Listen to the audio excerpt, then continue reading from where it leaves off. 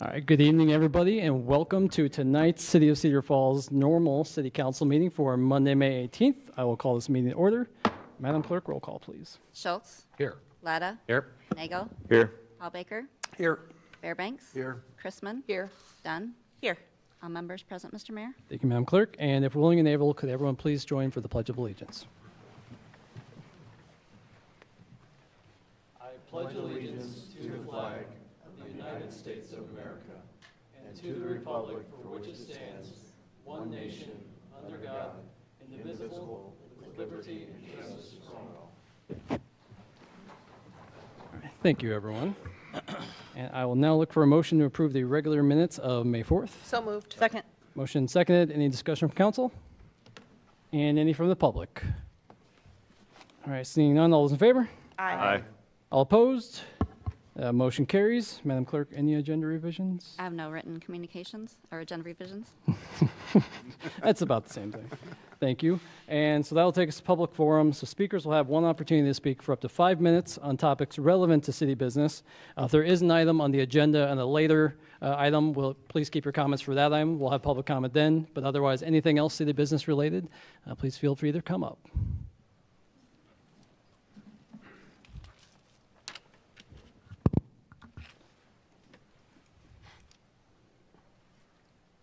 Just name and address for the record, please. Okay. Rosemary Beach. I'm out at Western Home. And I've come to say thank you to the city of Cedar Falls. I am so impressed with you about you've had the meetings that you have to celebrate us, our own communities. And a lot of those have been happening around, and I know the last one when we had out at Western Home.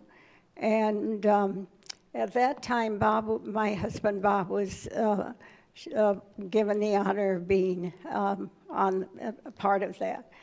And he got the Peter Melindy Award. And I'm not sure that you know what that means to anybody. And sometimes we're celebrating something just because they say we have to do that or we're doing it. This is the book about Peter Melindy. And there's a whole group of these biographical series. And you can get I'm not sure that they check it out at the library, but they have this at the library. These are your buyable books yet, if you hunt for them. And this tells you why you get an award named for Peter Melindy. Who is he? What has he done? And I've got all kinds of things sticking out here that tells that. But he came here as a young man, and he provided an awful lot of the things that we get to enjoy at this point yet. And so I wanted to just make sure that you knew that you could find more about Peter Melindy. This was the invitation that was sent out for people that I went to. And it was the 2026 Cedar Falls Business and Community Award Luncheon. And the thing that I was most interested in, since I was involved in it, you also celebrated Sturgis Falls at that program. And since I live out there and run into the people will say, "What are you doing? What the heck's going on?" We had, I think, over 200 people for that luncheon. And they don't see, I don't know how you get it out to people that these are just things that make Cedar Falls a great place to be. But if you need to maybe, I don't know how you get it out. You send out the currents, which is great, and I read that, and I know where I'm doing from a month at least. But to just know, because they had no idea that you were going to give awards and what you were giving them for. Representative Citizen, all of those, and I don't know how to get them more, how to get more out about them. I'm just suggesting for your, if you can do a little bit more about it in the currents or do whatever, so that we know who our ancestors were, what they did for us, how they sent it. Peter Melindy wrote a whole complete book about Cedar Falls. And I'm not sure where you get those. You look on your computer, I suppose, and get it. But we need to know more, I think, about where we came from. And a little of that goes with the Sturgis Falls event that's coming up. And I will say I was there 51 years ago when we had our first one. And we had our program on a flatbed truck. And we had one person who had something to announce on. And we spent an afternoon. And when we were done with that afternoon, you can walk down the street. Tom Klimek, Judy Cutler, myself, I could not never walk down the street without somebody was saying, that was the most fun we've ever had for just years. And so we said, well, probably we could do it another year. Well, okay, and it's now basically 51 years, but we're celebrating our 50th. And it is a marvelous event. I urge you to volunteer for some of the things that need to be done. I mean, we all do, try to do this without spending any money and just taking some back in and enjoying it. So I'm just here to say thank you. Usually I'm here to score that. I want more than that. I want you to understand that you are important and you need to do the history a little bit more, and I highly represent this, or highly say that I think you would be well to have it in your office, and to Cedar read what this one gentleman did for Cedar Falls. Thank you much. Enjoy Sturgis Falls and all the good stuff that's coming this summer. Thanks. Thank you, Rosemary. And again, congratulations to you and Bob for the awards. It's well deserved. I know there's a few people out there that wanted to come sit down, but I think didn't want to walk through camera. If you want to come in now quickly, there are seats in the front. Don't be shy. All right, otherwise, we'll continue. Any other public comment this evening?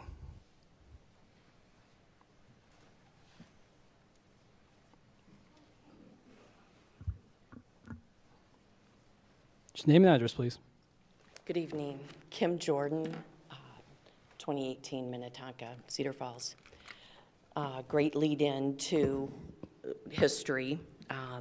Was at the Sartori Foundation Board meeting the other day, and we have respect and integrity and loyalty to the community with the different things that we have from our past, but we're providing for the current, and we're looking forward to the future.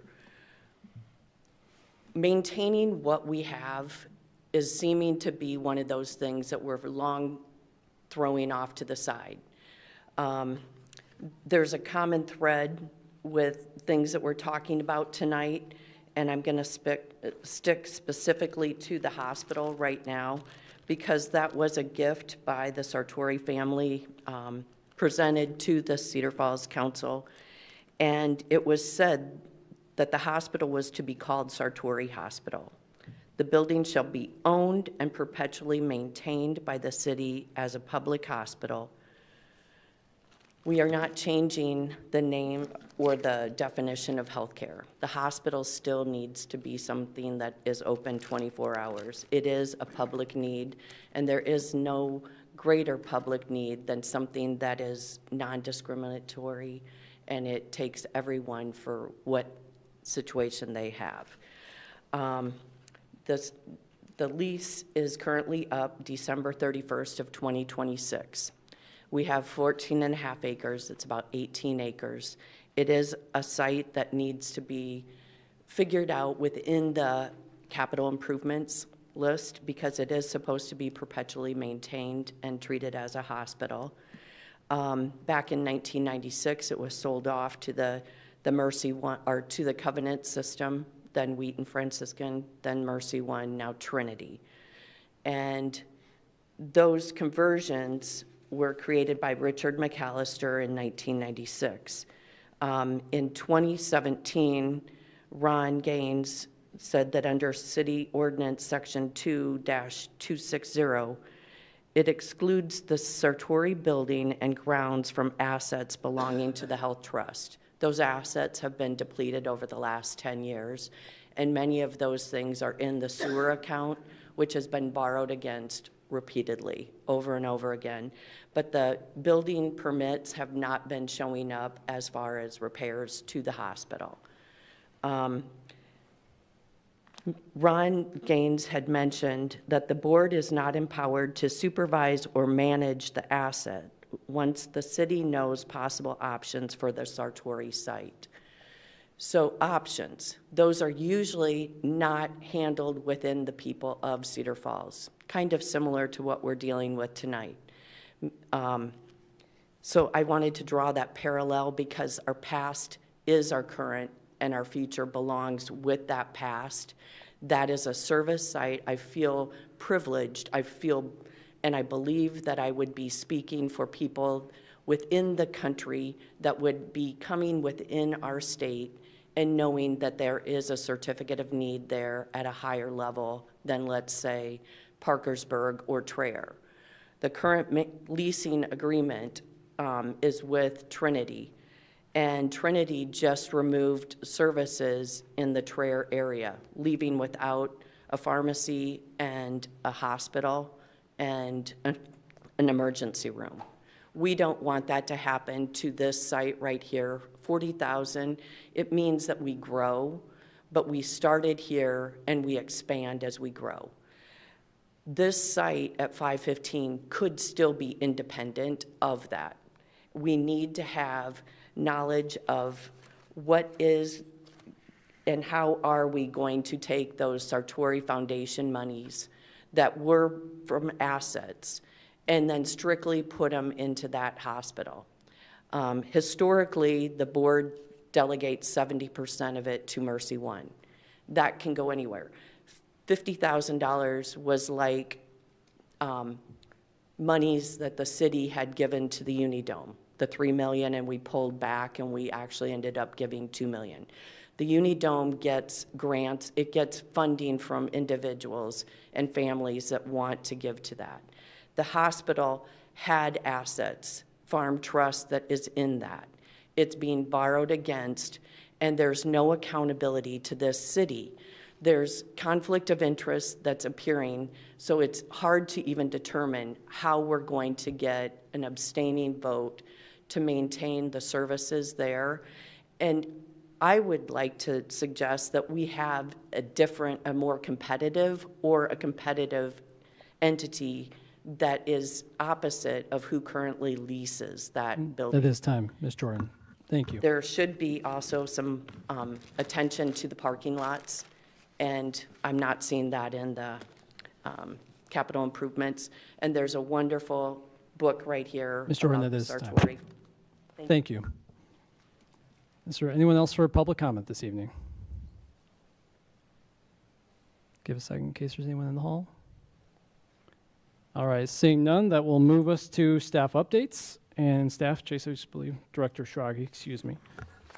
Thank you, Mayor. Just thought I'd provide a brief update with the upcoming holiday, Memorial Day on May 25th. Many of the city facilities will be closed. There will be no yard waste collection next Monday.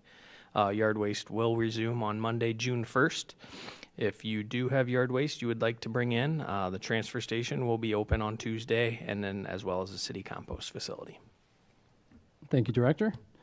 And then otherwise, that will take us to special order of business. Items 2 through 5, you'll notice, are canceled. I know, kind of sent an email to everyone to explain that for the public.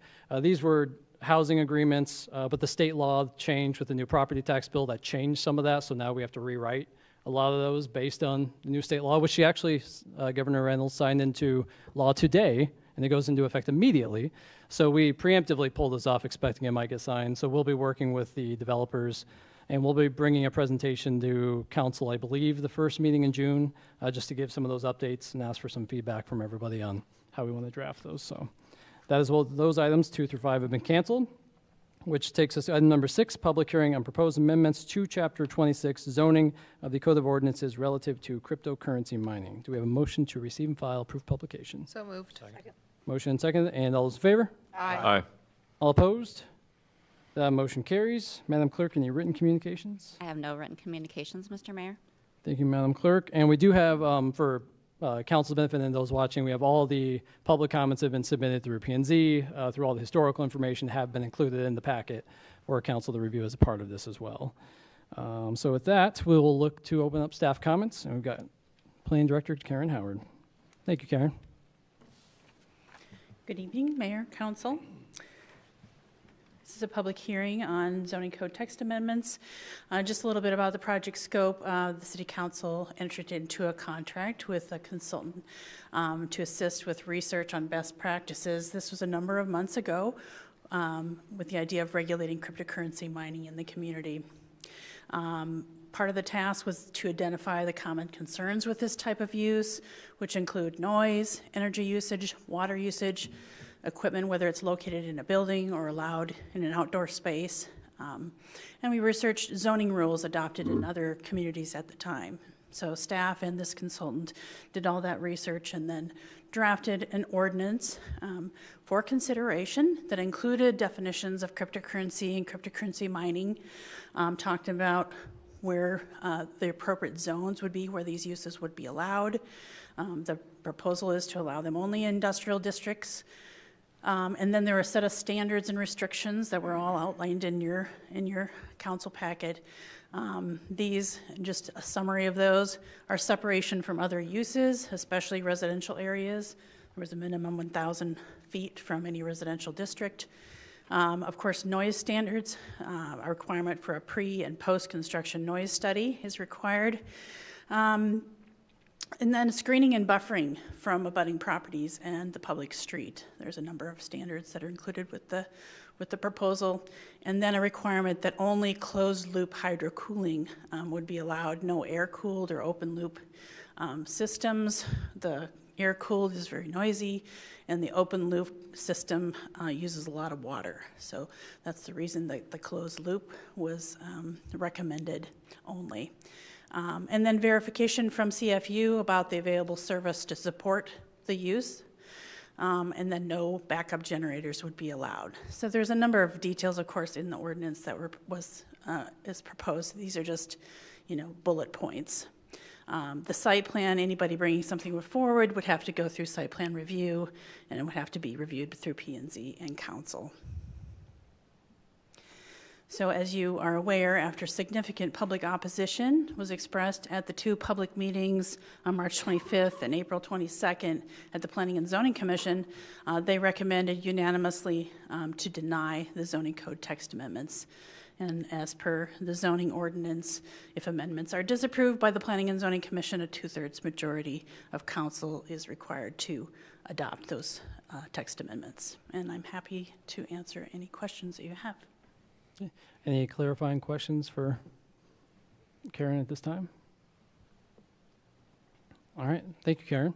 And that will move us to the public comment section. I know this has been a topic that's very passionate for a lot of people, so just kind of a few things at the beginning of it. Do just want to encourage, we can have these open forums as long as we continue to maintain the decorum of it, so just appreciate everyone being polite through the process. Definitely voice your opinion, but just appreciate you being open and polite through the process with it. So with that, we'll open it up to any public comments on this item this evening. Just name and record or name and address, and just for councils, Mr. Haynes did submit a presentation within the time frame by 10 a.m. this morning to have included, so that's been included on there as well for your presentation. So, thank you, Mayor. Adam Haynes, 2715 Technology Parkway. I have a packet I can pass out to everybody if that's okay. Perfect.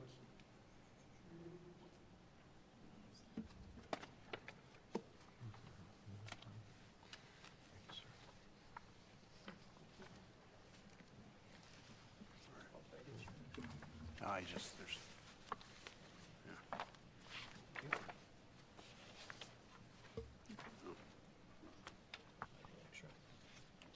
Yeah, this is extra.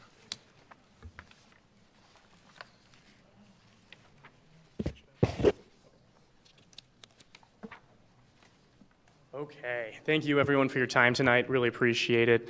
It's definitely a privilege to be here, to discuss this opportunity in front of all of you. So with that, we'll get started on the presentation. So our ask on this particular ordinance is to allow a text amendment for data centers. There's been a lot of language related to cryptocurrency mining, and if I use an easy analogy, it's kind of like a restaurant. We want to have a little bit more broad language, so that the language doesn't restrict a restaurant to just an Italian restaurant or just a steakhouse. It gives flexibility for, in our case, different types of computers to run inside of that building. So that's our ask, is to approve a text amendment that would allow for data centers reasonably and responsibly with different restrictions and regulations, but that is our ask here today. So why this matters is, we're using data centers as a part of our daily life. We have email, iMessage, Netflix, lots of other apps. My wife is 37 weeks pregnant on Wednesday, and I'll probably be using the Life 360 app at some point in time. So these are services that maybe we don't think about every single day, but they are a part of our everyday life. So this is aligned specifically with the goals of the City Council as well. One of the stated goals is to create an environment conducive to long-term financial prosperity and stability for the community, and I think that's what we're doing. We have we're one of the largest individual revenue-producing entities for the city in the form of our pilot payment that goes through Cedar Falls Utilities. We hire locally, and we have local contractors to support here our growth in Cedar Falls. So the standard that we're proposing is to pay our own way. We're not asking for any public subsidies for any of the projects that we're working on. Minimal water use, which was that closed loop system that was previously mentioned. We're hiring local permanent jobs right here in Cedar Falls. Adding to that tax base, like was previously mentioned, there was the new law that was signed into on property taxes today, and it sounds like that could potentially, limit the amount of property tax increases in the future. This is one opportunity where we would be able to bring in the magnitude of millions of dollars a year in tax to the city that could be really beneficial. And then same thing, strengthen the community with a quiet operation, screen sites, and being responsible to neighbors. On that, closed loop system, this is just a little diagram that demonstrates how that works. So our water usage is extremely minimal. This particular facility would be about the equivalent of 7 houses annually worth of water usage, and that would be for the 50 employees at this particular site that would employ for their regular bathroom and lunch breaks and those sorts of things. So we do not need an abundance of water by any means. On the jobs, we're hiring right here, careers in Cedar Falls. We have full medical benefits. Our employees aren't paying a dime out of pocket for their health insurance. We cover the individual 100%. Paid time off, retirement benefits. And we have a variety of different positions from, hardware technicians to software engineers, managers, so on and so forth. It's a wide variety of different positions that we have. So adding to that tax base, here's just a little breakdown that shows how we, add to this. 4% pilot, that was mentioned in the previous planning and zoning meeting, that goes directly to the city. Our buildings are subject to property taxes. We have locally employed contractors from construction to networking, parts and services used from local businesses, and wages that stay in town here to grow the economy. Our impact on the local utility system was approximately $13.4 million from cryptocurrency mining in Cedar Falls here since 2021, and we feel like that's a pretty substantial impact to the local community. Here's just a quick case study that I'll skim through for the sake of time, but this is a community that kind of embraced data centers that has the same 4 ingredients that we have here in Cedar Falls, with fiber, available power, and low-cost power, and an aligned local government. Iowa's impact is pretty substantial. This is a major industry here in Iowa. $1.6 billion added to Iowa's economy, 9,100 jobs created, hundreds of millions in taxes paid. This is just a little bit on the noise. So our hydro cooling infrastructure is about 50 decibels for the noise. So we're very cognizant of being good neighbors, and That's just one of the last slides here is, we are in line with all of these different items here from noise limits, closed loop systems, self-funded upgrades, aesthetics and landscaping, reporting, and of course, safety and compliance. And at this time. Okay, last slide. Simple Mining is just asking for a fair look at the facts of the situation. We're not wanting to rush this decision. And if you have any questions, feel free to reach out to me. And we are holding an open house on Wednesday the 20th from 2:30 to 5:30. Thank you so much for your time. Really appreciate it. Thank you, Mr. Haynes. Anyone else for a public comment this evening?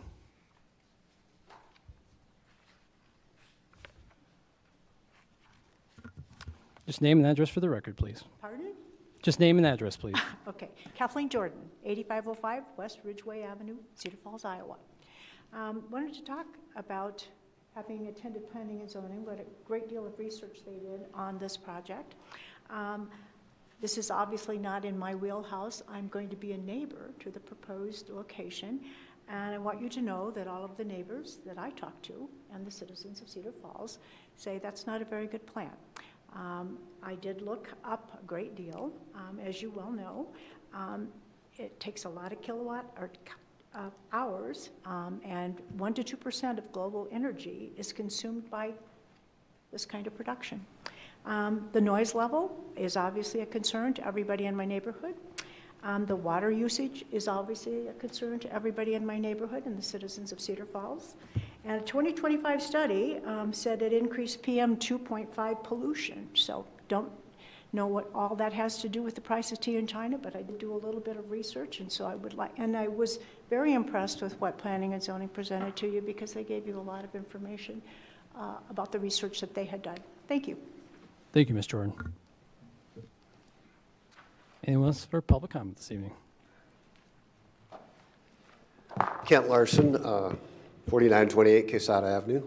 Thank you for your time, and thank you for your research, and everybody else that spoke tonight. When I first heard about this program, or the possibility of it, I tagged the mayor saying, absolutely 100% not in my neighborhood. That's the way I felt, because I was listening to a lot of things that were hyperbole versus fact, and I decided after a while, because my wife and I decided this is where our forever home is going to be. We have kids, grandkids, and family here, and friends and neighbors that we love dearly. My wife has survived 3 bouts of cancer: breast cancer, pancreatic cancer, and liver cancer. Okay, so cancer is a big thing for me, and chemical waste is another big thing for me. So these are things that I pay attention to, but also economic impact and the benefit for the community if certain parameters are met. So I went up, and ironically, I didn't know it was Adam's business, and I met Adam 2 months after he opened up his first cell phone repair store. And I popped up a selfie with him just because I wanted a local business to do well, okay? It's just the way I am.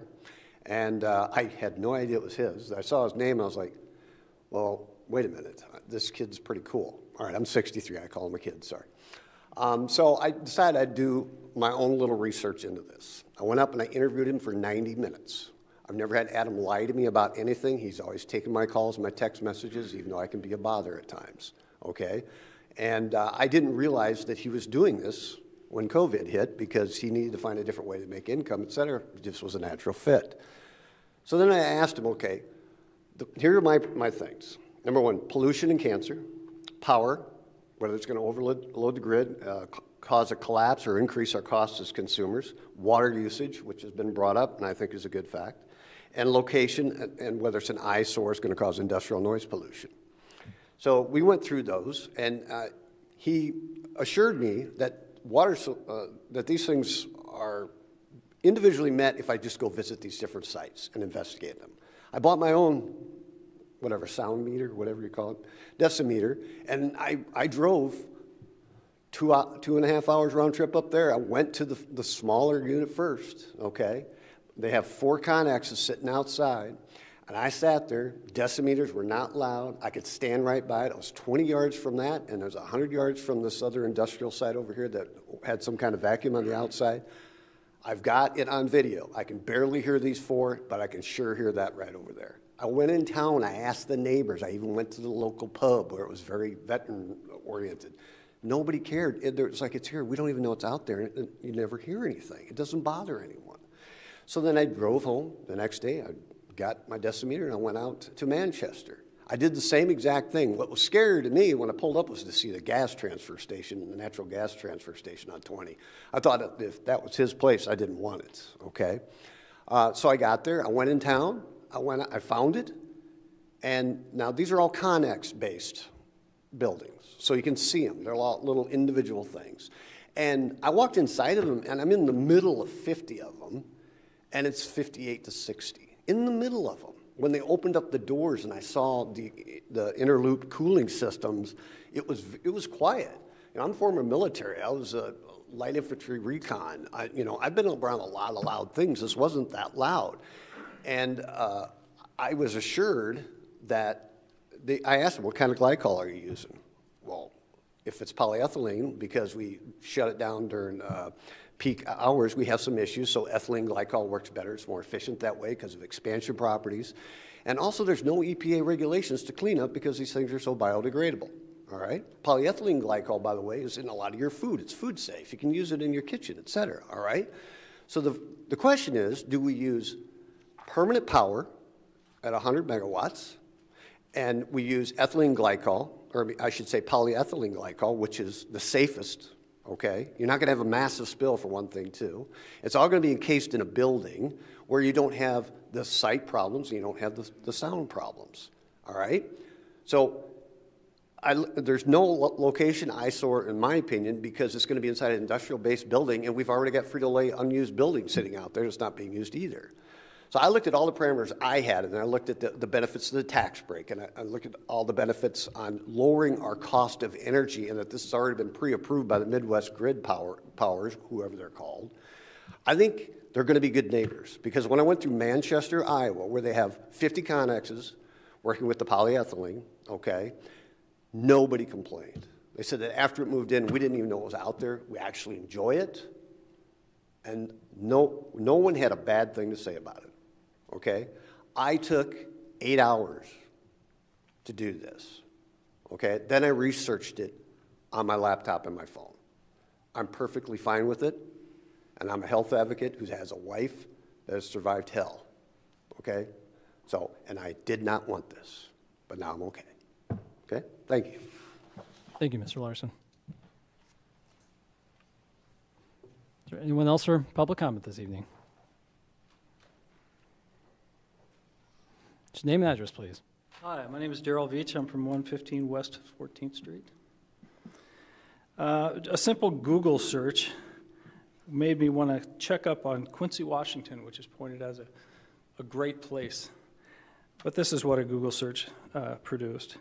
Cryptocurrency mining operations and large-scale data centers in Quincy, Washington face significant challenges revolving around extreme power demands, strained local infrastructure, and concerns over resource allocation. These tech-heavy, low-employment facilities are testing the limits of Central Washington's hydroelectricity grid. Grid capacity and power strains, massive energy requests from miners threaten to exhaust the region's surplus hydroelectricity. The local Grant County Public Utility District, or PUD, has had to implement strict load limit caps on data centers until major new transmission systems are built. Resource allocations and rate hikes. Utilities have been forced to create special rate tiers and hike power prices for large tech blockchain users to protect residents and local agriculture from price spikes and potential blackouts. Jobs to resource ratio. Critics point out that these mining farms consume a disproportionate share of natural resources, power, and water, while providing very few permanent jobs compared to traditional industries. There's also the risk of rogue operations and safety risks. Smaller, unpermitted rogue mining operations in residential or commercial areas have caused local blackouts, strained residential transformers, and sparked fires. For more information on how the region is navigating these issues, see the local regulatory updates provided by the Grant County PUD and Washington Public Utility Districts to see how they are balancing the power grid. Thank you. Thank you. Anyone else for public comment?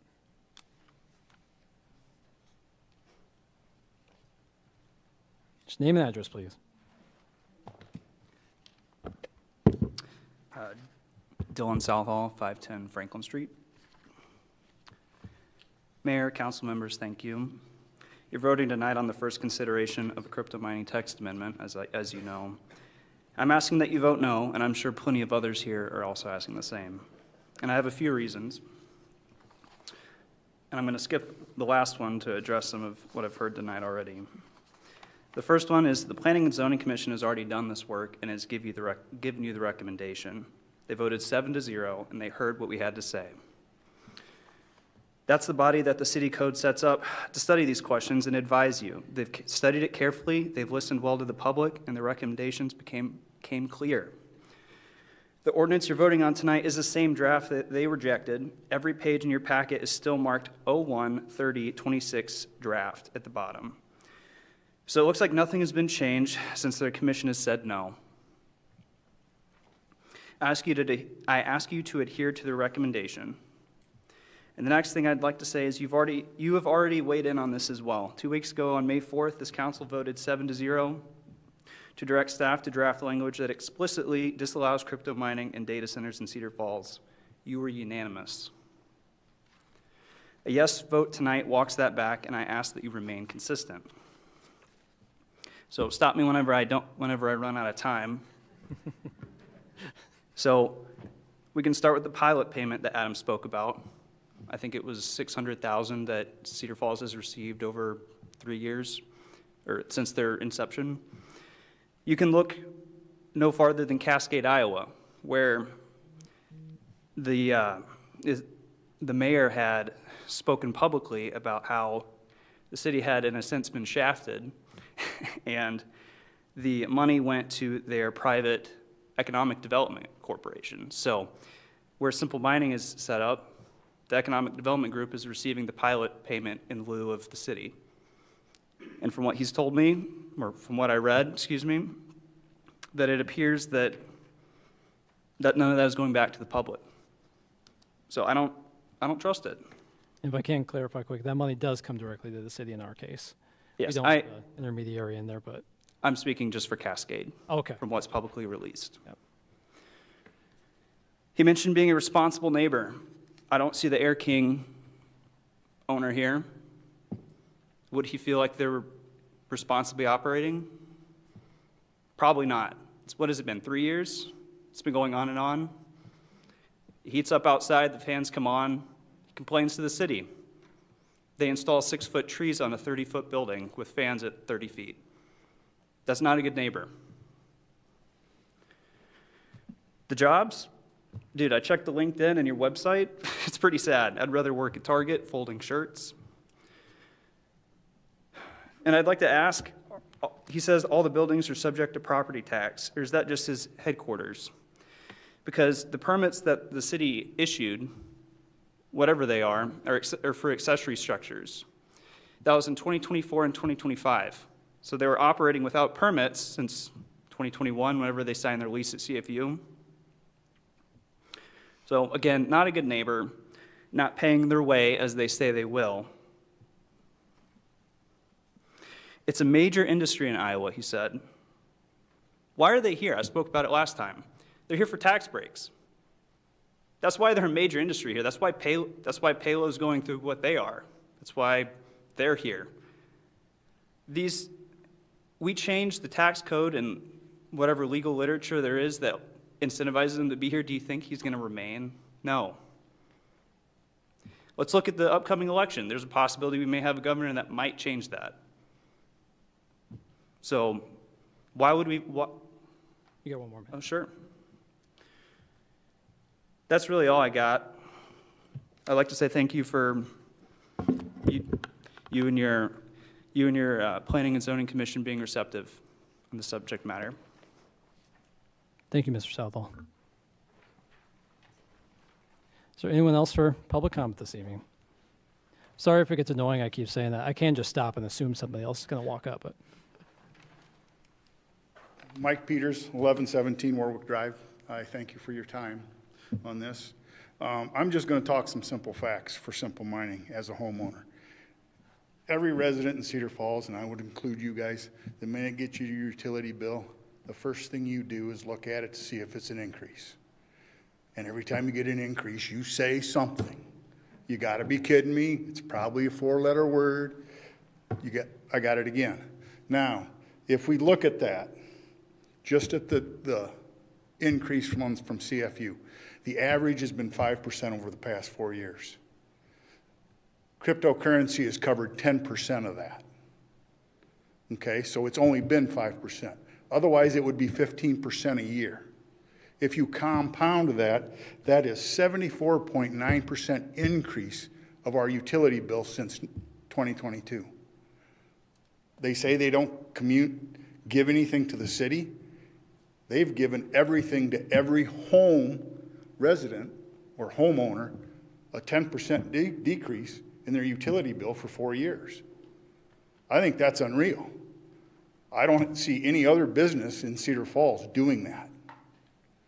Then you go to, in 4 years, as stated, Adam and thing, CFU has made $13.4 million. That has made that 10% increase at 45 megawatts. If he does 100 megawatt, what do you think that $13.4 million would be? And that's a net. That's not a gross. That is after CFU has bought equipment, paid salaries. They can do anything they want to with that money. So they can buy equipment, they can build infrastructure, and then take that money and turn around and put it back into the system for us residents at 10%. At 100 megawatts, it might be $26 million that they're giving back to the residents of Cedar Falls in their mining. Property taxes, his property tax is based off of his utility rate, 4%. If you figure it out, that's $3.4 million a year at $13.4 million in 4, and that's $136,000 a year that he's given to the city in taxes. I don't know anybody else that's paying $136,000 in taxes. Target Distribution's not. They got 20 years of free. I bet Walmart's the same way, the big businesses. They do give back to the city, and it may not be what you see. It all comes down to the money. They pay for everything up front.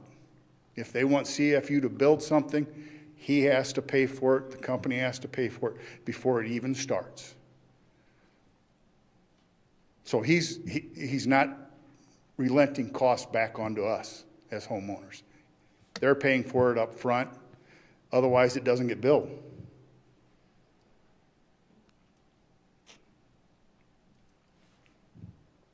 That's all I have. Thank you.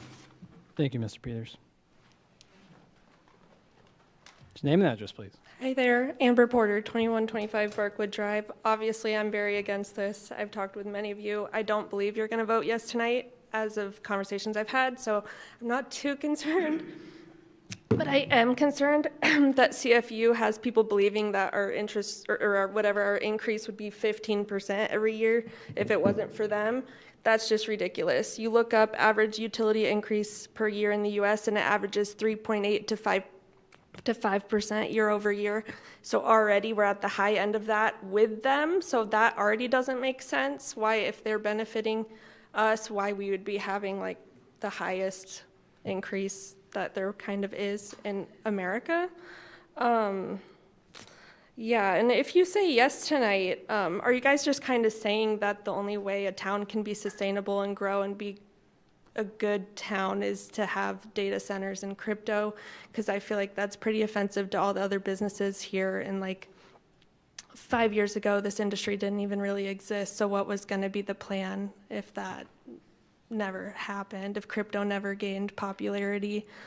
Yep, that's it. Thank you. Thank you, Ms. Porter. Is there anyone else for public comment this evening? Just name and address, please. Hello, Dave Deibler, 1616 Campus Street. I own a couple businesses on College Hill, one of which is a bar, and I was speaking to an older regular, and I told him where I was headed, and he said, oh, I was going to talk about the secret computer money. So I'm here to suggest a ban on crypto mining and data centers for all the usual reasons: pollution, I think we can agree that, well, I'm not going to say that. In my opinion, the picture Simple Mining is painting is very, optimistic, as I would do too if I was them, but I'm not, I'm me. So what really concerns me, though, is losing control of our city. You had some other speakers up here talking about all the money that's going to be generated, and I have really heard very little talk on how many data centers how many would we let in? 2 or 4 or 6 or 8 or so let's say that they're using more power than the real city uses, and let's say they become the largest taxpayer. They're going to determine policy, and they're going to be the personality of Cedar Falls. I don't want that. I don't know where this money's coming from. I used the analogy last time that somebody's knocking at the door and we're not quite sure who it is. So at the very least, let's keep the ban going for another year. Let's see how some of these national other data centers play out. Let's let them be the guinea pigs, not us. Okay? Thank you. Thank you, Mr. Adler. You were looking like you're going to. He did it, sorry. I go. Dave Grant, 2010 Clay Street. I'm going to talk about my grandfather. His favorite musical was The Music Man. Great Iowa musical, great Iowa story, trouble right here at River City. And I think that's pretty much what crypto mining and data centers really are. These are funded by, and I study technical communication, especially in the energy industry. These things are funded by massively deep pockets. And if you look at things like, especially AI and stuff, they're now going to go and start charging for these things because they are trillions of dollars in planning and development, research and development on these things. And they need to make that money back. Same sort of thing with smaller companies in cryptocurrency. There's a massive, massive amount of money that's going to prop these things up. And if you think that somebody is not going to get paid at the end of the day, well, I mean, I could switch from Meredith Willson to The Simpsons and sell you a monorail.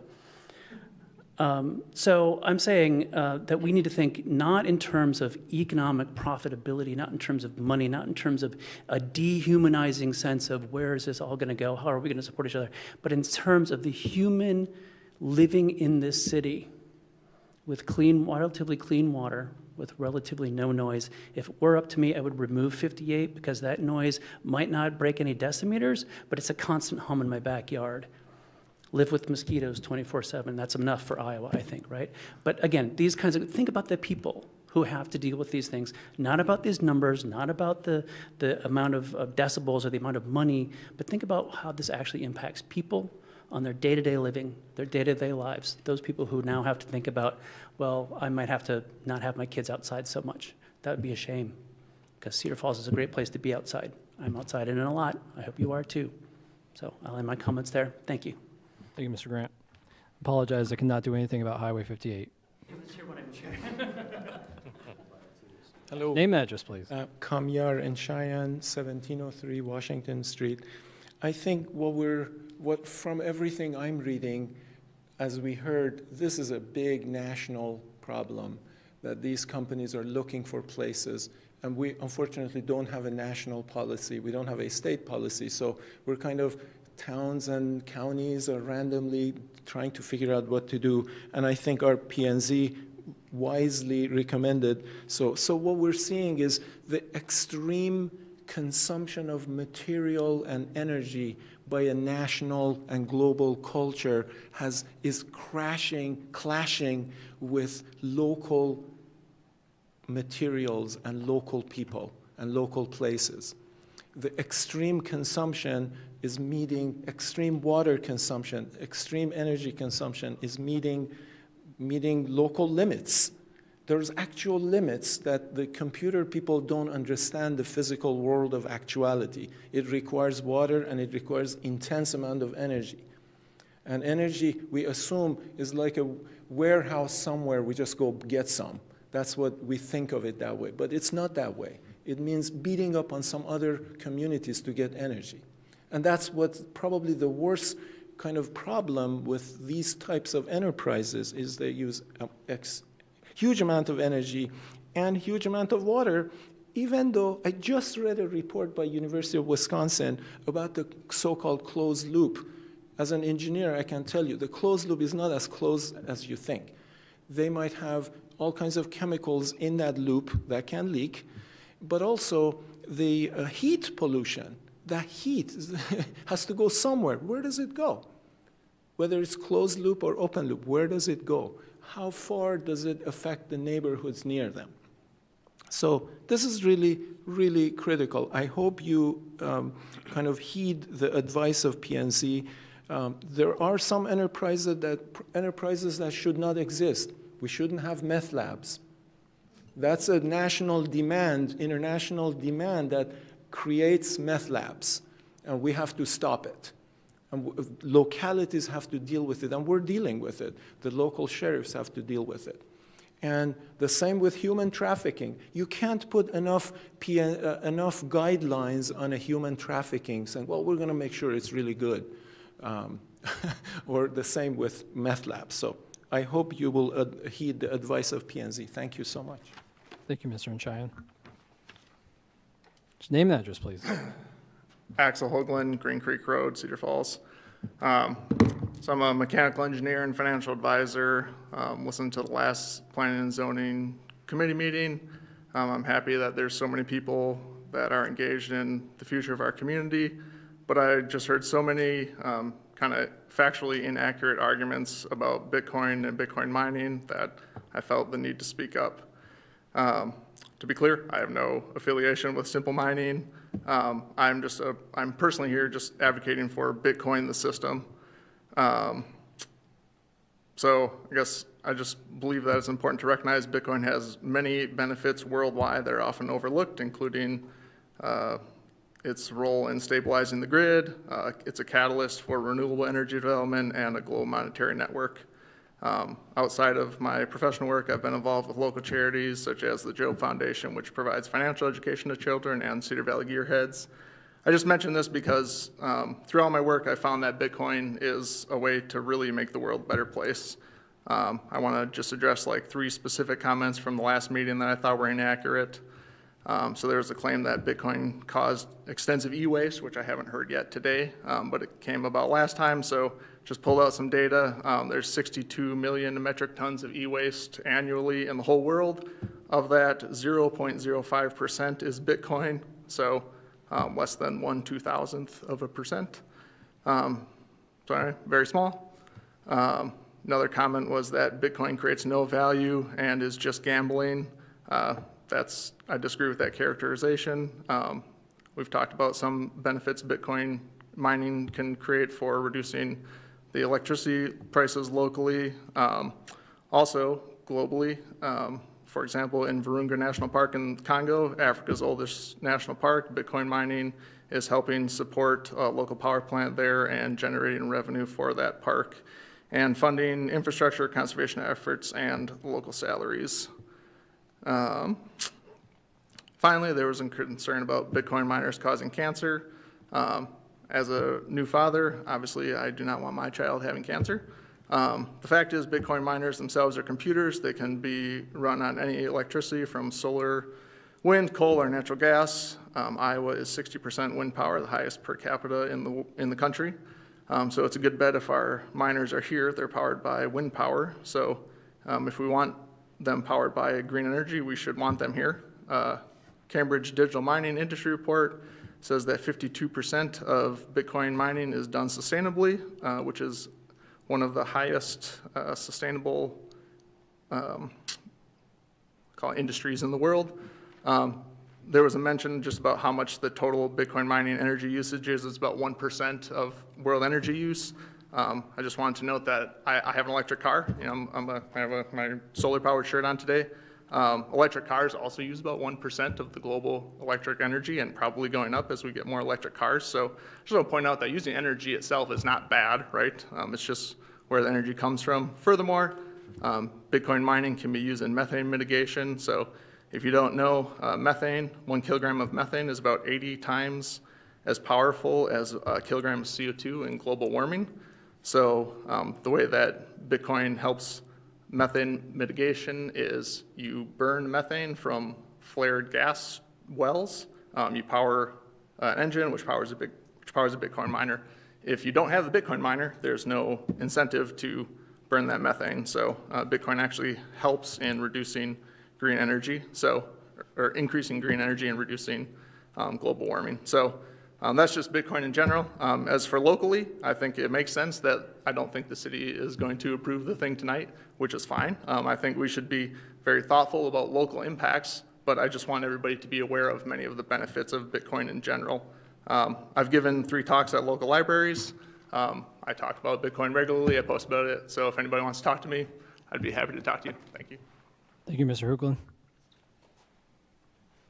Is there anyone else for a public comment this evening?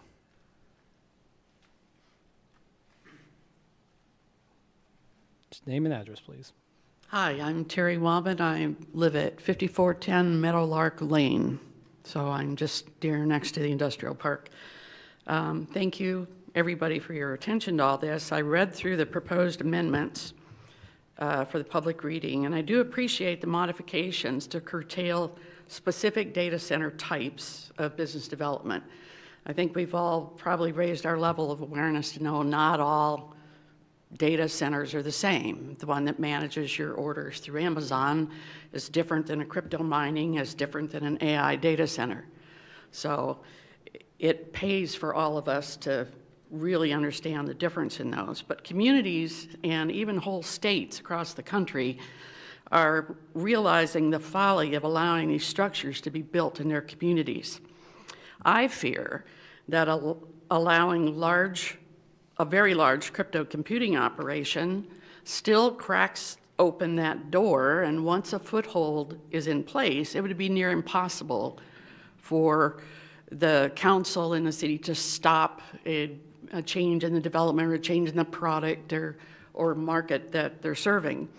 I'm concerned in the amendment specifically, with the mitigations for residential setbacks. I believe they're not enough. I noticed it said 1,000 feet was like the minimum. I don't think that's enough.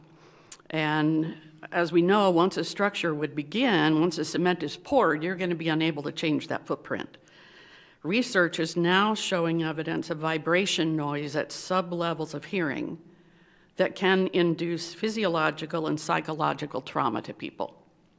We can't hear that. You can't measure it in decibels. I don't believe you can mitigate the noise disturbance of this type of operation to any acceptable level, given the system's design needs. And once it's built, again, it's going to be too late and far too costly to stop. No one will want to live near it. Property values will crash. People won't be able to sell their homes. Property taxes will decline with the reduced values. And all the residential growth that I see to the south and southeast of the city will end, as no one will want to live near where one of these installations is. And I won't even address the water and energy parts because everybody else does. I personally believe there should be a national moratorium on these monstrous installations, and maybe this one's not monstrous, but as they go, until such time as they can be redesigned and re-engineered to eliminate these environmental impacts on our collective lives. I also am an engineer. Things can be done. If communities like Cedar Falls hold their collective ground, these tech companies will find another way. They'll find a way to do it better, and other than just promising that it's not going to be too disruptive to us. You know, it's kind of like we won't know till it's here what we're dealing with, and that's not good. So, you know, I would ask again that we not allow this type of development to occur in Cedar Falls because the downside risk is too great. And then I captured real quick, you know, the old Indian proverb, only when the last tree has been cut down, the last fish has been caught, and the last stream is poisoned, will we realize we cannot eat money. Thank you for your time. Thank you, Mrs. Woolman. Is there anyone else for a public comment this evening? Just name and address, please. Jonathan Chenoweth, 1009 Tremont. I would actually like those words to ring in the hall a little longer. I appreciate the proverb my neighbor shared. Many of the things that are on my mind have already been shared, so I just want to kind of reinforce a couple of them. One, I noticed from Cambridge University that the Bitcoin appetite globally it doubled between 2018 and 2024 to 2024 is 175 terawatt hours, the equivalent of 19 coal-fired power plants devoted only to that.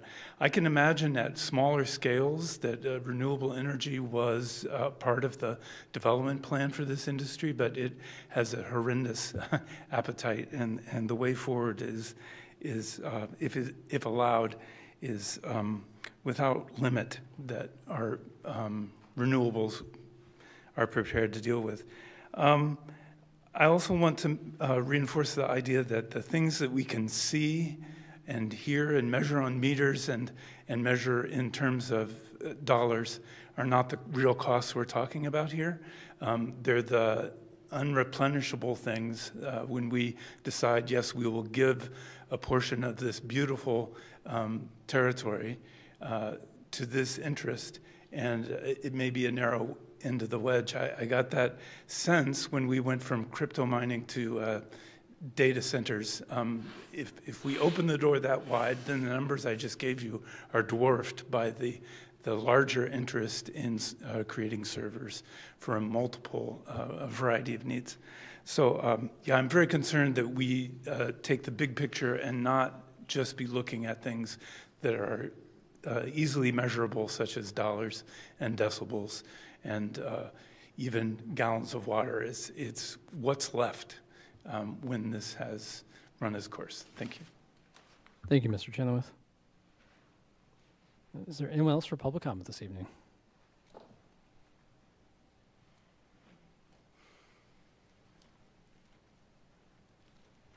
Just name, please. Kim Jordan. A little bit disappointed, the transparency also with CFU on this. I know it's been in a foothold for a while within the community, and there is a program that I believe is called either 391 or 319, which can look at each individual home and kind of assess based on if it's a need or a want. And it seems like this is a historic problem that we have. We're forcing a lot of things at our residents, but we're not receptive of the real needs for all. Special interest groups can kind of buy into this and then make a platform that they can profit off of.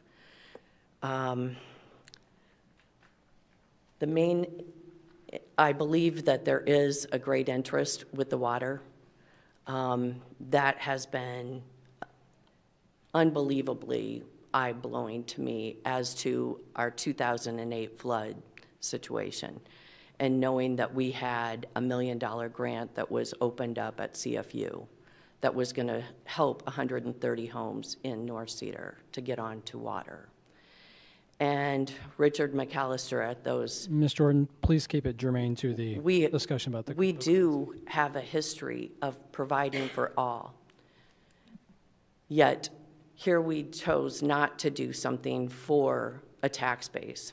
And yet, here's an entity that's coming in, and they have no commitment for staying. We don't know what the future is going to be.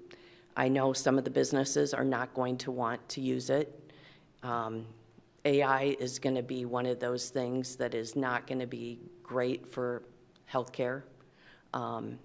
We need eyes on what is drawing people into this community. The old buildings are important. I've been on the Cedar Falls Trees Board for probably close to 20 years. The value is in the trees and the water and the aesthetics. And cancer is a number one. And the purifications that we can gain from the plants and the things that are around are being destroyed, uprooted, and then the soil is being taken away. Radon is a big deal. So all of these disruptive things would tell me to pause as a vote yes on anything that is unknown at this point as to the additional cancers that could be caused when we have greater need and things that are not hitting our capital improvement that are for all people, including our neighbors that do not get a voice. And I appreciate being able to speak up for them tonight. Thank you. Thank you, Ms. Jordan. Anyone else for public comment this evening? Just name and address, please. Brett Jaden, 4127 Mary Hill Drive, and owner of Air King Filtration at 2800 Technology Parkway in the industrial park. A few things I think that have come up in the past. P&Z obviously has given their recommendation, and I know you guys are very aware of that. There was a lot of hours spent at a few P&Z meetings by a lot of people that came and expressed their opinions as such. CFUs, I understand, also would struggle to keep up with the power demand and have to take some significant steps to be able to accommodate such a project as this. A few things regarding the current location. Adam has done a really good job here in the last month. I got to give him credit. All of the air cooling fans have been removed from the facility. The noise level has dropped significantly. It's made our life at Air King much more enjoyable and livable on a day-to-day basis. However, one thing I would mention is, and thank you for that, Adam, by the way, but one thing I would mention is even at a reduced decibel level as such, the current threshold is 65 decibels at the property line.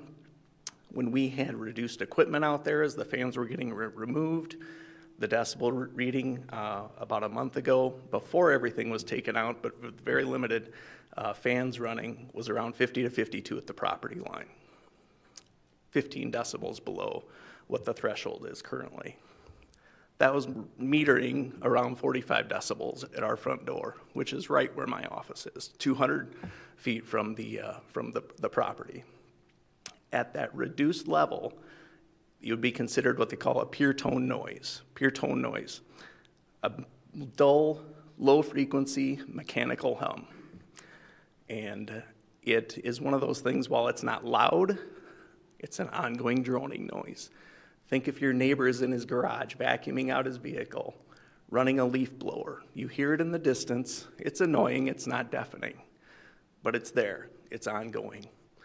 You're out in your backyard, 10 minutes after he's done, or when he's done running his leaf blower, it's immediate, the relief you feel when you don't have that sustained noise in your ear constantly. Even at that reduced decibel level, that mechanical hum is something I feel should be considered in anything related to not just this ordinance or this recommendation, but noise levels in general, specific maybe to what a few other people have mentioned. Ask my wife, it probably has driven me a little bit crazy, and I've lost it a little bit. But anyway. You're just looking for something to blame? Yeah, why not? Exactly. Beyond that, it's, I think CFU's brought forth their information. I think you guys are going to make the right decision. I implore you to. One point of reference and something that, as I was sitting out there and hearing about energy usage, I thought, okay, we're talking a 100 megawatt ask on a data center, a cryptocurrency, whatever you want to call it, facility.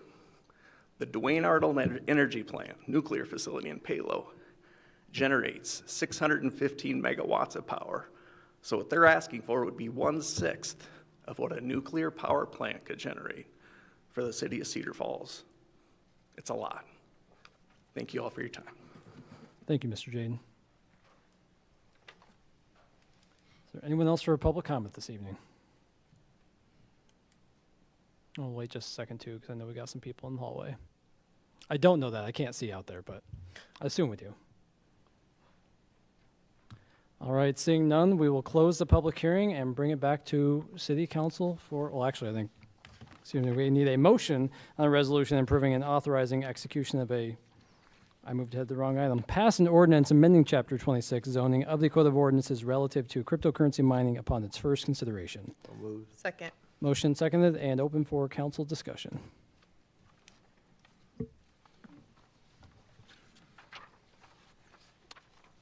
I'll go. Well, a couple of you were looking at me, so I'm like, are you planning to talk, or are you just staring at me weirdly? I'll go first. Go ahead, Council. It's all right. Okay. Well, we could have a lengthy discussion about the benefits or lack thereof of crypto. There is a substantial difference in my mind between that and data centers, but the only issue before us tonight is the proposed ordinance relates to crypto mining. I previously made the referral that was accurately pointed out to tonight, was voted unanimously for the staff to prepare and look at what will be a difficult ordinance to draft, I think, in dividing those two up. But what amounts to kind of a pause and making sure we look at what, if anything, this town is capable of or willing to stomach as it relates to these types of businesses. All of the benefits I heard about either one, quite frankly, although is, it uses a lot of power, and therefore we benefit from whatever that use is. That can be true of any number of businesses. And so I'm not sure that that's something that's unique to that industry or that we forego anything unique if we don't allow these in our town. But I think that that's a discussion for the later date because that referral is pending with the staff. Because that's pending, because I do think that this ordinance is only talking about crypto, and I'm not willing to accept that's something that we want to do in our town, and I would rather see the ordinance that is part of that referral. I would be voting no for the adoption tonight. Thank you, Counselor. Any other council thoughts, discussion? All right, otherwise, seeing none, requires a roll call vote, please.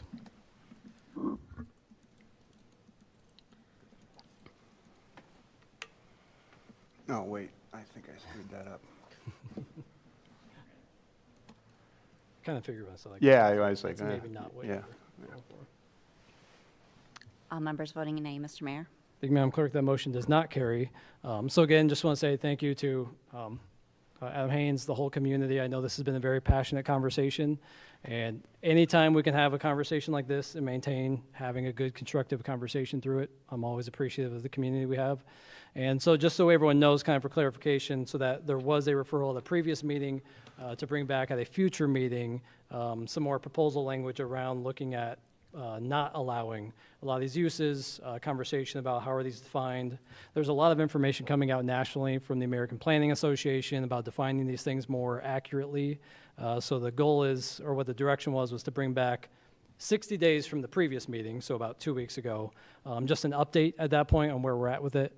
I know we're kind of waiting to see where we see some of this national information come back. But in the meantime, with the way our zoning code is written, it is not currently allowed within any of the zoning districts. Quick clarification, though, it is allowed within the M2. We have hardly any M2 areas in town because the way our M2 is written, it allows for anything. So we're going to review that and look at if we feel it's appropriate, we can bring back if we want to put a intentional moratorium in place to do that, because we want to rewrite that M2 anyway to change that so it doesn't say allows anything.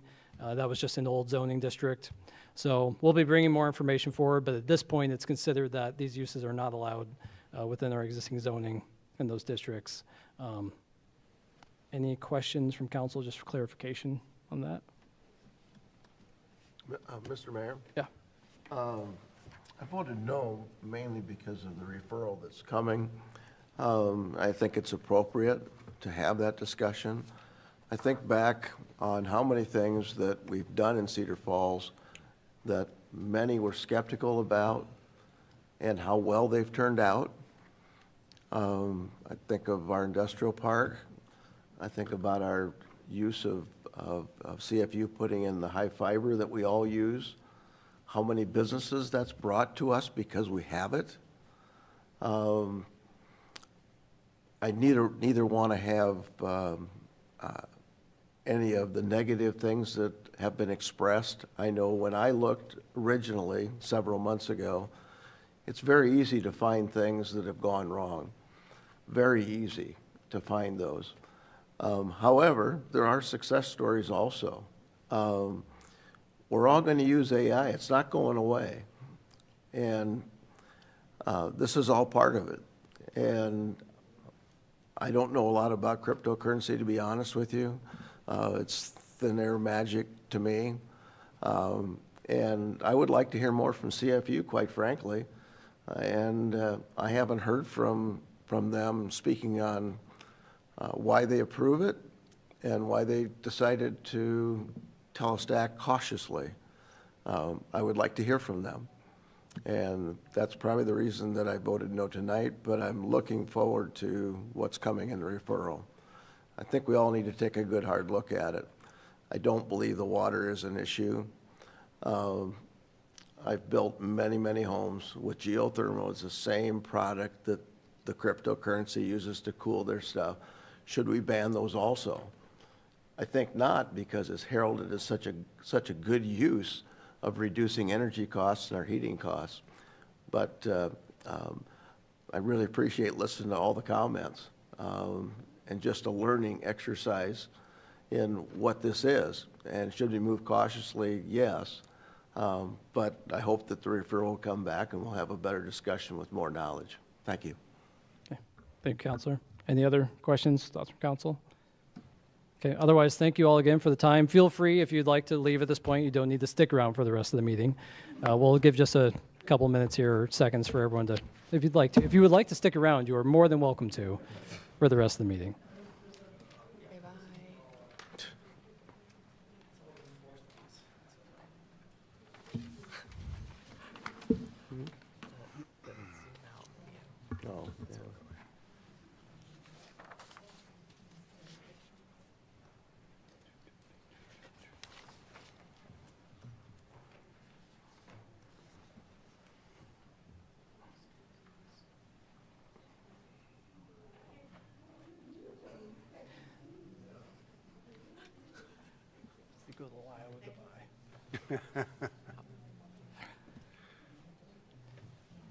All right, thank you again, everyone. And with that, we will move on to item number 7, old business, and look for a motion on pass ordinance number 3141, vacating a portion of First Avenue, formerly known as Green Street, right-of-way upon its third and final consideration. Do we have a motion to approve? Second. Motion seconded, and any discussion from council? Seeing none, any from the public? All right, also seeing none, requires a roll call vote, please.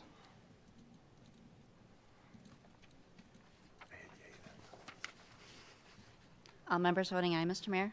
Thank you, Madam Clerk. And that takes us to item 8, which was contingent upon the previous item, which is why we moved it here after the old business. I look for a motion on a public hearing to consider conveyance of a vacated remnant of First Avenue, formerly known as Green Street, right-of-way. Do we have a motion to receive and file proof publication? So moved. Second. Motion second. All those in favor? Aye. All opposed? That motion carries. Madam Clerk, any written communications? I have no written communications.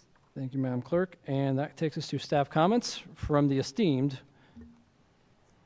I'm really trying to work you up your last couple months here. Appreciate it, Mayor. Kevin Rogers. We're going to have to think of new Attorney Rogers. Adjectives. This is a hearing on conveyance of that vacated, which we just vacated.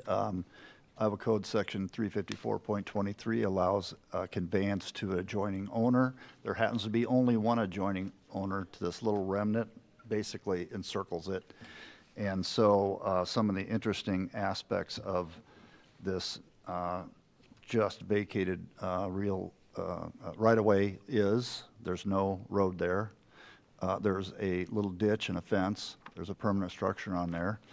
And this adjoining owner has paid taxes on it for many, many years. And so it seems logical and fair to convey to these folks at this time. And so that will square off their property. It was of no use, obviously. Council's decided to the city. And so now it's time to convey it, and staff recommends that council do so. Okay. Thank you, Attorney Rogers. Any clarifying questions from Kevin at this time? No. All right, seeing none, we'll open up for any public comment on this item this evening. All right, seeing none, we will close the public hearing and look for a motion and a resolution approving and authorizing execution of a quitclaim deed conveying vacated right-of-way remnant of First Avenue. So moved.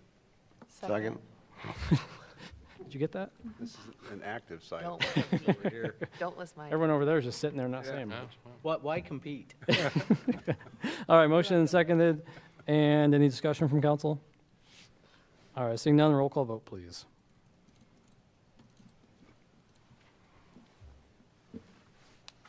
All members voting aye. Thank you, Madam Clerk. That motion carries. Takes us to the consent calendar. The following items will be acted upon by a voice vote on a single motion without separate discussion unless anyone from the public or council requests otherwise. Are there any requests from council? 17, Mr. Mayor. I don't think we're on the resolution. Still on the consent calendar. Oh, wrong page. We'll get to you. That's all right. So anything for the consent calendar from council? Seeing none, any from the public? Also seeing none, I'll look for a motion to approve items 9 through 13 of the consent calendar. So moved. Second. Motion second, all those in favor? Aye. All opposed? That motion carries. Takes us to the resolution calendar. So the following items will be acted upon by a roll call vote on a single motion without separate discussion unless someone requests otherwise. Counselor, can I take item 17? Yes. I was going to pull that as well. All right, item 17 and any others from council. I think it was 24. 24 or 25, 24. 24. Okay, and item 24, any others from council? All right, seeing none, any from the public? All right, also seeing none, I'll look for a motion to approve items 14 through 26 of the resolution calendar, excluding items 17 and 24. So moved. Second. Motion seconded and requires a roll call vote, please.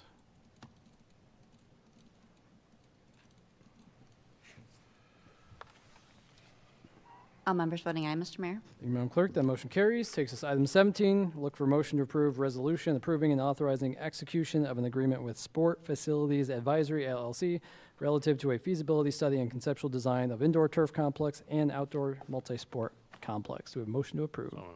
Second. Motion seconded. And Counselor? One of the counselors? Yeah, you can go for it.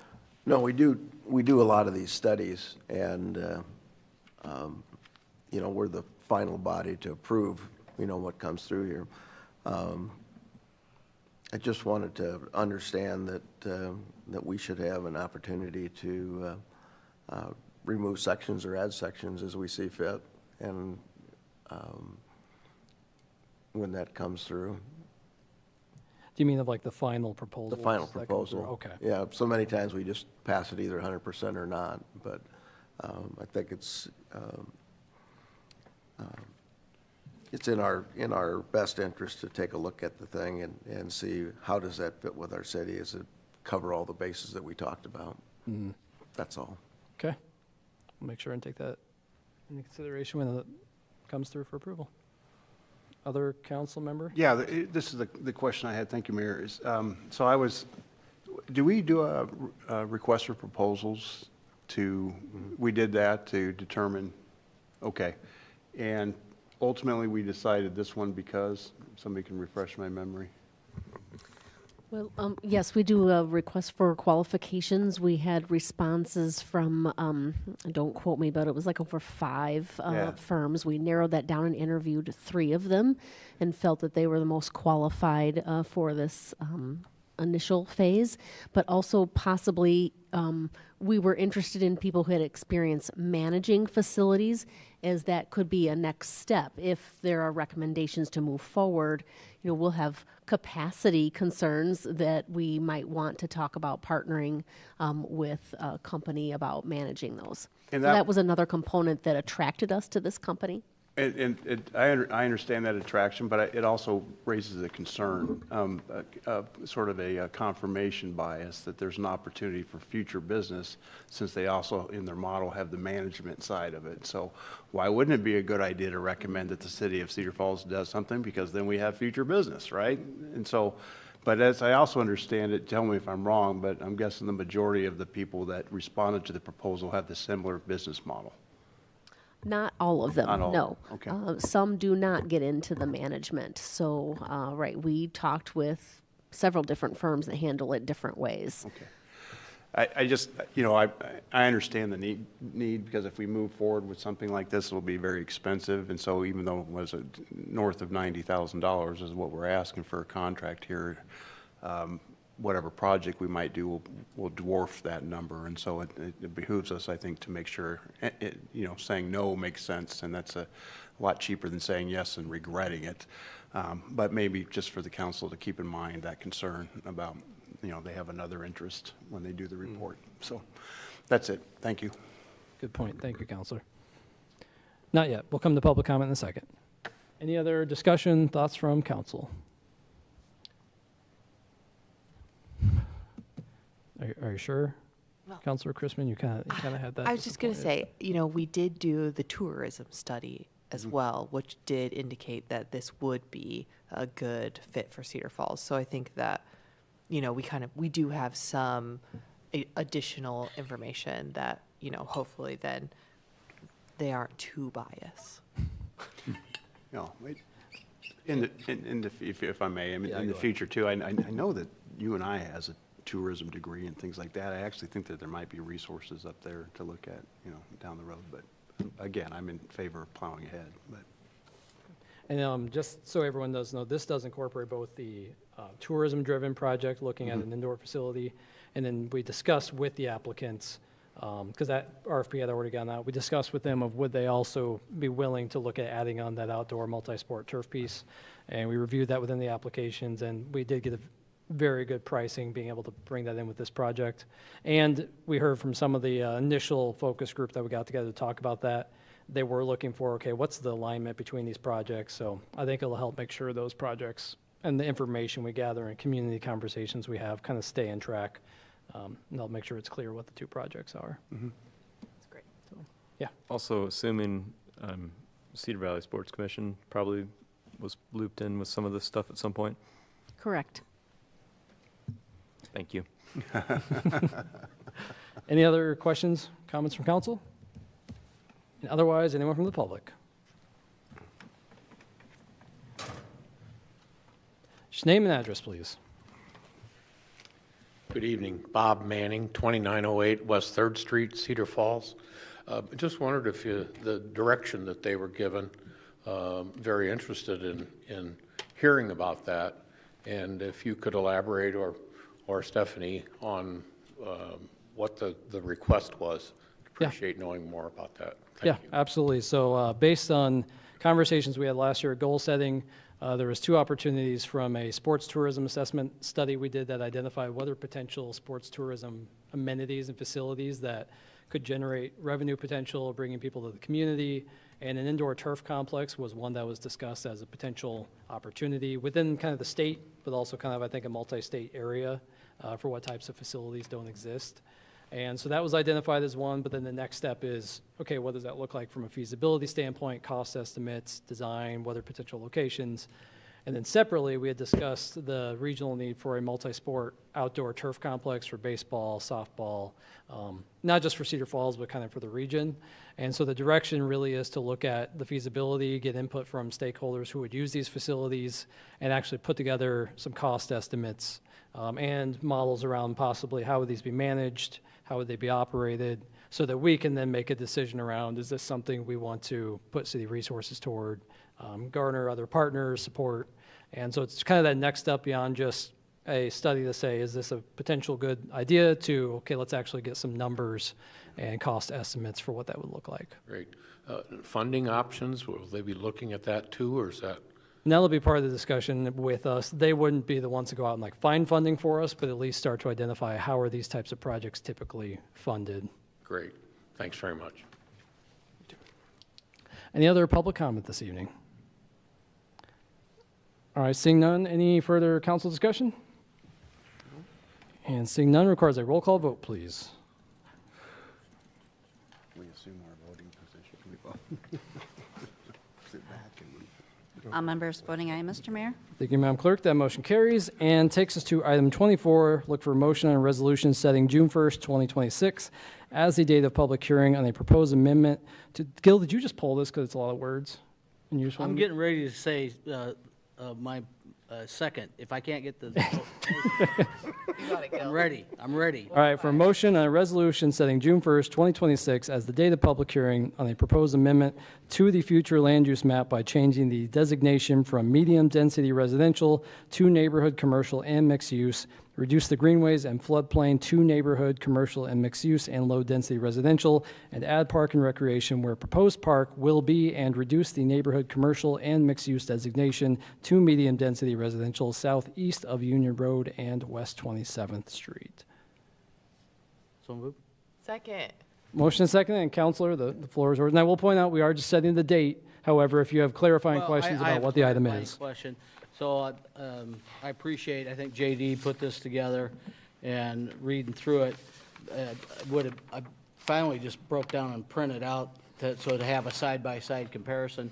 And I know back in 2024 was when we changed the FEMA map and the future land use map. I just want to point out, from what I could see, so we agree that we have confidence that we're not going to build in a floodplain. Director Sheets, I don't know if you wanted to give any comment or that, or Karen, maybe a little more hands-on with it. Yes, the area that we're talking about is not in the floodplain.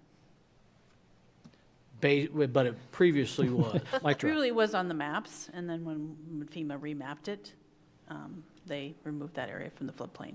It is a drainage way that goes through that development, so obviously that's where the water flows, but it's not considered a floodplain. Okay.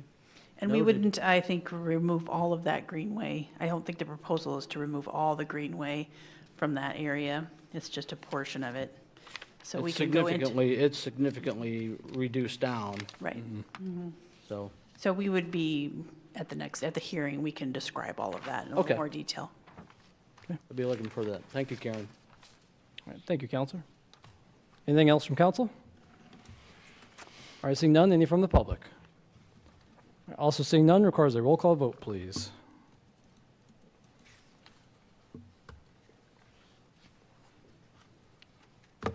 All members voting aye, Mr. Mayor. Thank you, Madam Clerk. That motion carries. Takes us to bills and claims. We have a motion to allow bills and claims for May 18th. Second. Motion and seconded. Any discussion from council? Any from the public? All right, seeing none, roll call vote, please.